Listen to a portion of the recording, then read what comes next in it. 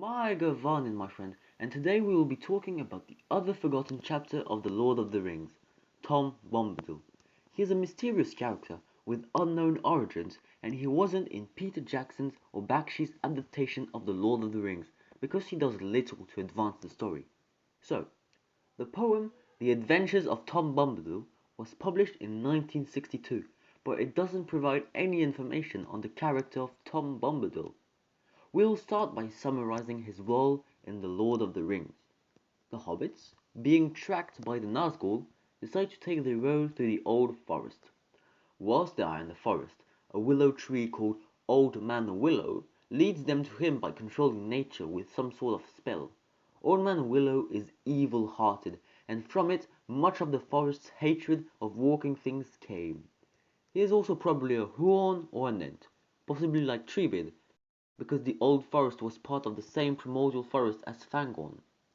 The hobbits fall asleep under the willow's spell, and he traps Merry and Pippin in cracks in the trunk.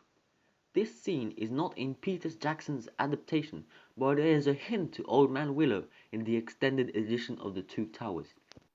Frodo and Sam try to free their friends despite their sleepiness. They even try lighting a fire at the tree's base, which only infuriates even more Old Man Willow, who threatens to kill the trapped hobbits. Then they hear a voice singing a song with incomprehensible lyrics.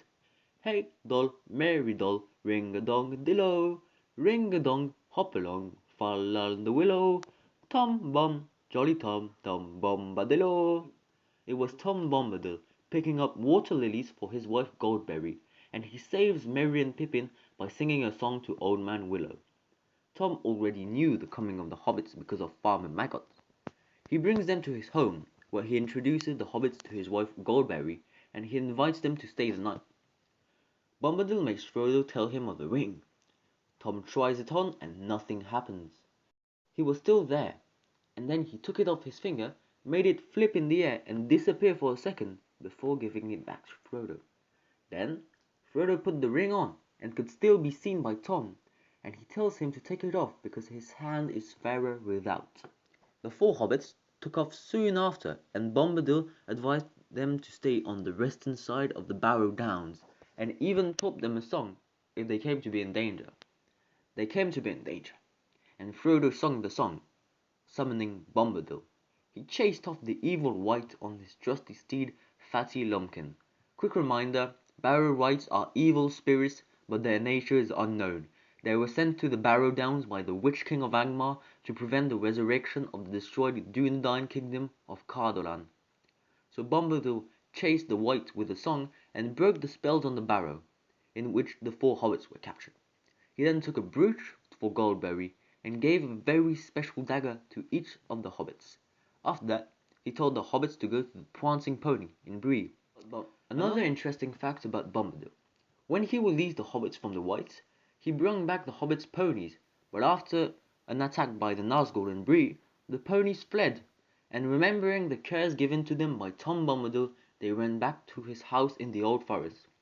He then sent them back to Bree, and the Barleyman Butterbur was now the owner of 5 fine ponies, as the hobbits were already gone in the world with Strider, or Aragorn as I should call him. Now, we will talk about who is Tom Bombadil. The answer is simple. We don't know, but we can still amuse ourselves to speculate about him. Frodo asks Goldberry who Tom is, and she replies, "He is," said Goldberry, staying her swift movements and smiling. Frodo looked at her questioningly. "He is, as you have seen him," she said in answer to his look. "He is the master of the wood, water, and hill." "Then all this strange land belongs to him?" "No, indeed," she answered, and her smile faded. "That would be indeed a burden," she added in a low voice, as if to herself. The trees and grasses and all things growing or living in the land belong each to themselves. Tom Bombadil is the master. No one has ever caught old Tom walking in the forest, wading in the water, leaping on the hilltops under the light and shadow. He has no fear. Tom Bombadil is master. Frodo, apparently unsatisfied by this answer, asks the man himself who he is. "Who are you, master?" he asked. What?" said Tom, sitting up, and his eyes glinting in the gloom. "Don't you know my name yet?" That's the only answer. Tell me, who are you alone, yourself and nameless?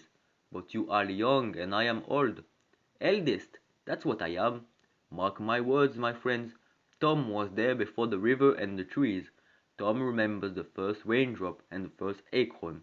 He made paths before the big people and saw the little people arriving. He was there before the kings and the graves and the barrow wights.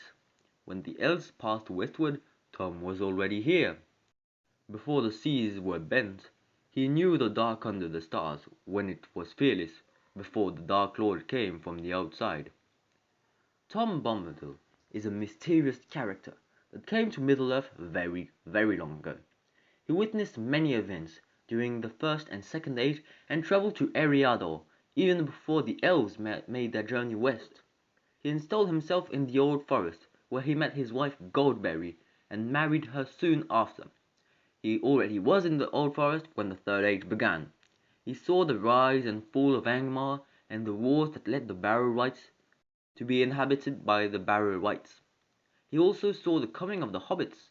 During the Council of Elrond, over a month after the meeting of the Hobbits with Bombadil, Elrond brings up the subject of Tom, and he apparently has met him a long time before.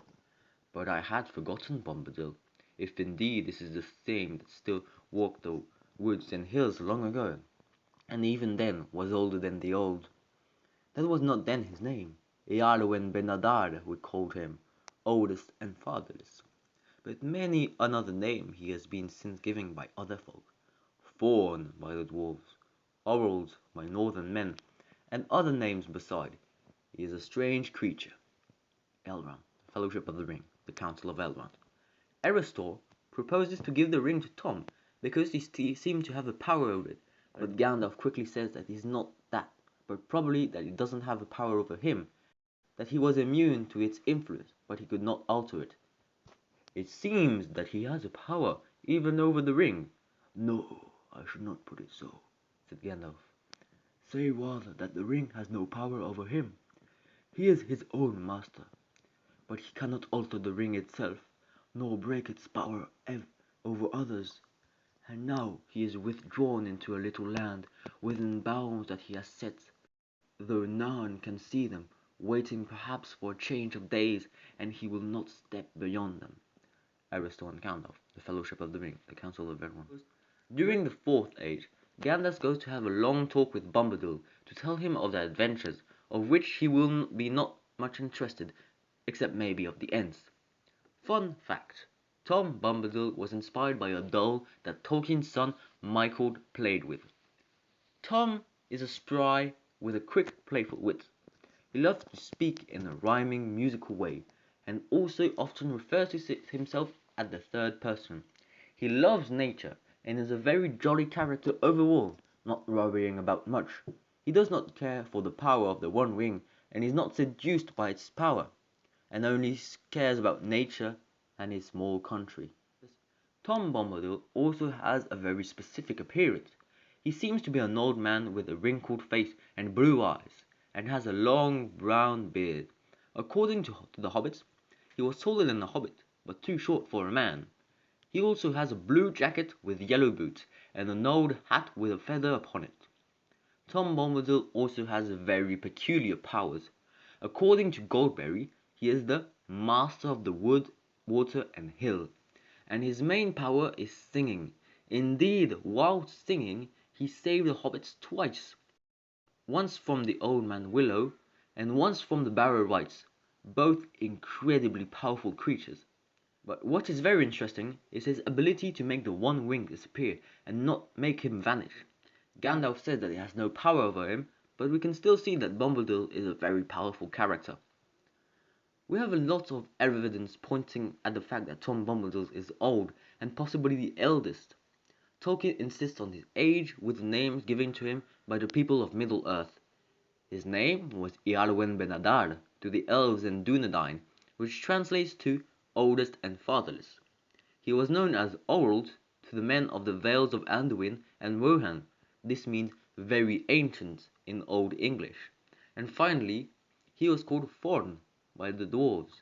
Again, this word translates to belonging to ancient days in Old Norse.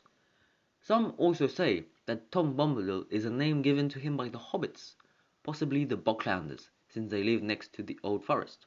Tolkien insists on his age to show that he is so old that nobody knows where he came from, therefore making him a very mysterious character as Tolkien intended.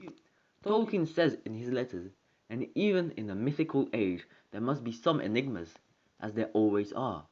Tom Bombadil is one, intentionally. Now we will speak about the theories about the origins of Tom Bombadil.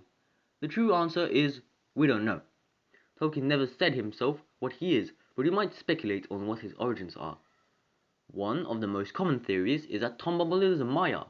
That theory is supported by his claim that Tom remembers the first raindrop and the first acorn. He knew the dark under the stars when it was fearless, before the Dark Lord came from outside. And Morgoth, the first Dark Lord, was the last of the Ainur to enter Arda, and all other Ainur had existed for a while on Arda. However, the fact that he was uninterested by the One Ring, while other Maya such as Gandalf and Saruman could have been influenced by it, puts down this theory.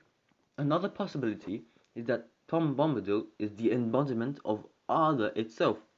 Indeed, we know that he loves nature and that the ring has no effect on him. Also, Galdor says during the Council of Elrond that power to defy our enemy is not in him, unless such power is in the earth itself. And yet, we see that Sauron can torture and destroy the very hills, which hints at the fact that Tom Bombadil could be related with the earth. A theory related with the one above is that Tom is the physical embodiment of the music of the Ainur. That might explain his timelessness, his powerful songs, his power over the Wing and the Willow, and the Barrow Rights. This theory is reinforced by the fact that music is very important in Bombadil's personality that must not be overlooked, as Tolkien intended. An interesting theory is that there are linguistic clues that might suggest that Tom Bombadil is the incarnation of the physical universe. When Frodo asks Goldberry who Tom is, she says that he is, but if she had been talking Elvish, she would have said Ea, which is the universe in Tolkien's Legendarium. Another theory is that Tom is an Ainur governing time in Middle-earth. Because Gandalf and himself say that he is the eldest, no one could possibly be older than time itself, except for Eru Ilúvatar, of course, the creator of the universe, because he is immortal and that the ring has nothing new to give him. That might explain why Bombadil is utterly uninterested in it. He doesn't care about anything because either way, if Sauron or the Three Peoples win the war, he will still be there. There are really a lot of theories. If you want to know them all, I highly suggest checking the article I used for my video called Theories About Tom Bombadil. There you will find all theories about him, and the link is of course in the description. Some of the most known theories are that Bombadil is actually Aule and Goldberry is Yavanna. Yes, Goldberry resembles very closely to Yavanna, but Tom is nowhere near looking like Aule. There's also the one that he's Irmo, the Valar dreams, and his wife is Este, the medicine. This might be true because Tom is quite dreamy, and Goldberry heals the hobbits when they come to Tom Bombadil's house. The least serious one is that Tom is actually one of the blue wizards. Okay, his clothes with blue, but they are supposed to be in the east or the south. And finally, to end this video, I will tell you the most popular theory. It is that Tom Bombadil is actually Eru Ilúvatar. Glorfindel tells us in the Council of Elrond that Tom will fall the last as he was the first, which supports this theory. But in none of Tolkien's work is a wife mentioned for Eru, and it is difficult to see him living in such a place. But actually, Eru Ilúvatar is always here, present, but rarely steps in the facts of Arda, so this supports this theory. But sadly, Tolkien himself puts an end to this theory in one of his letters. There is no embodiment of the One, of God, who indeed remains remote, outside the world. So everybody, this wraps up our video for today. It was much longer than usual, and I spent about a week only writing the script. So thank you for watching, like the video and subscribe, and I'll see you all next time.